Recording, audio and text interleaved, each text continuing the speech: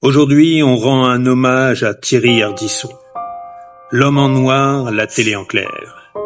Il débarquait en noir, toujours en noir. Costume taillé au scapel, lunettes noires, sourire carnassier, une silhouette, un ton, un style. Thierry Ardisson. Ce n'était pas juste un animateur, c'était un scapel médiatique.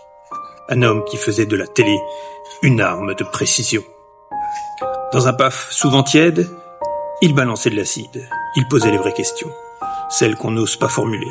Celles qu'on rédige dans sa tête, mais qu'on raye avant de parler. Lui, non. Il balançait. Il assumait toujours. Lunettes noires pour nuit blanche, tout le monde en parle. Salut les terriens. C'étaient des rendez-vous, des messes païennes, où l'invité ne savait jamais s'il allait s'en sortir grandi ou détruit. Thierry ne caressait pas dans le sens du poil. Il tendait un miroir. Parfois flatteur, souvent cruel.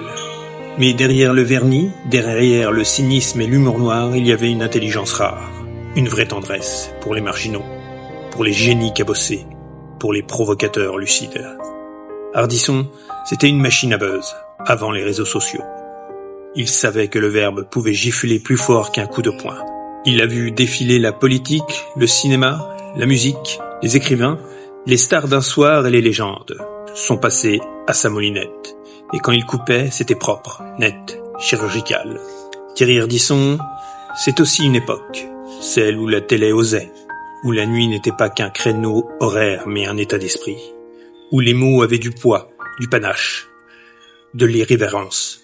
Aujourd'hui, ce rideau est tombé. L'homme en noir a quitté le plateau, mais son ombre plane encore, dans chaque question qu'on n'ose plus poser, dans chaque silence gêné qu'il aurait explosé, dans chaque plateau trop sage qui aurait mérité un Ardisson pour foutre le feu. Merci Thierry pour le style, pour l'audace, pour les nuits blanches et les vérités noires. Tout le monde en parlait et on en parlera encore de toi. Aujourd'hui, on rend